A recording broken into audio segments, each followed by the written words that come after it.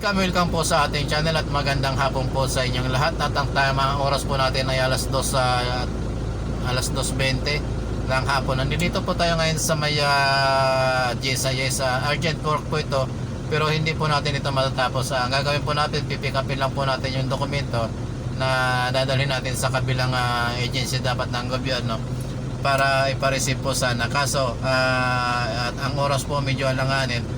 Alam niyo naman po pag araw ng Biyernes dito sa Metro Manila, medyo hindi kaaya-aya yung sitwasyon ng ating mga kalsada. Kaya ayan, at magandang hapon po at ingat po kayo sa sa inyong paglalakbay, lalong-lalo na po yun doon sa mga delikadong lugar o yung mga madudulas na kalsada. Ingat po kayo sa inyong pagka-travel. Ayan, maraming salamat po sa lahat ng ating mga subscriber at sa ating mga kaibigang OFW. Ngayon po idudugtong ko po dito sa video ito yung aming accomplishment na work kahapon sa Tansa, Cavite. Ayan, panoorin nyo po kasi kung isa kayo sa nangangailangan ng mga ganito ay pwede po kayong mabenepisyohan kung kayo po ay member ng SSS or GSIS po at empleyado kayo. Nung ma-aksidente kayo, pwede po kayong matulungan ng aming agency. Kung nais nyo pong malaman kung paano, i-search nyo lang po yung aming FB page, i-type nyo lang po, makikita nyo po sa mga title natin or makikita nyo po sa description yung aking pinapasukan. Ayan, ingat po tayo at maraming salamat po sa aking mga subscriber at ating mga kaibigang OFW. At ingat po tayo sa oras na to sa mga nagda-drive po, sa mga katulad po ni host na driver.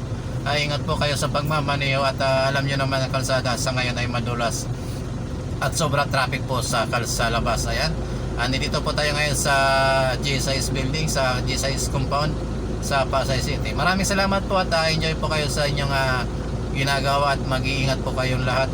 At happy New Year po sa inyong lahat. At mega love shoutout po sa lahat ng ating mga kaibigang OFW. Bye-bye po. Ingat po kayo at God bless po sa inyong lahat.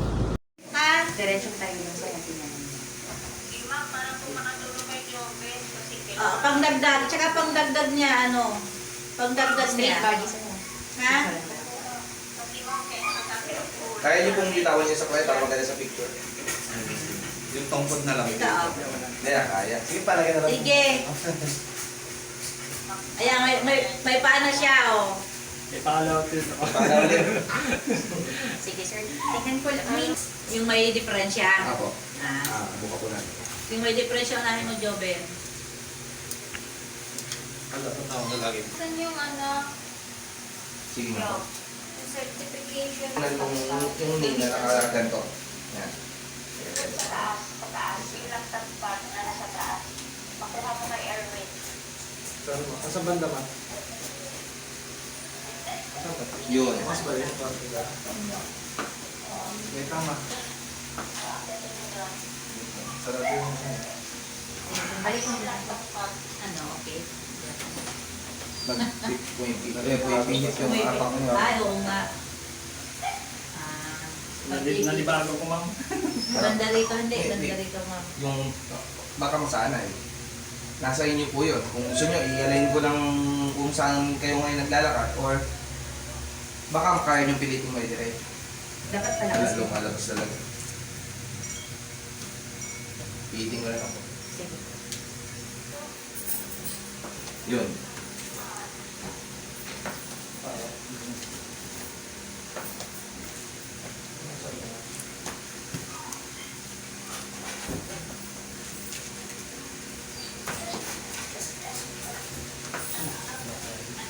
Ba't ikaw mo maluwag din na hindi nakasama?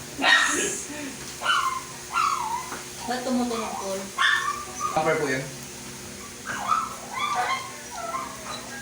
At saka, paano kayo? Mahina po yung ano nyo, mahina yung Mahina ka to.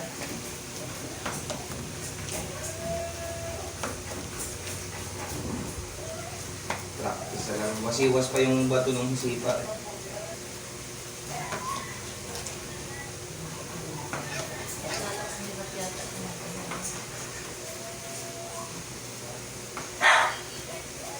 na yung mga...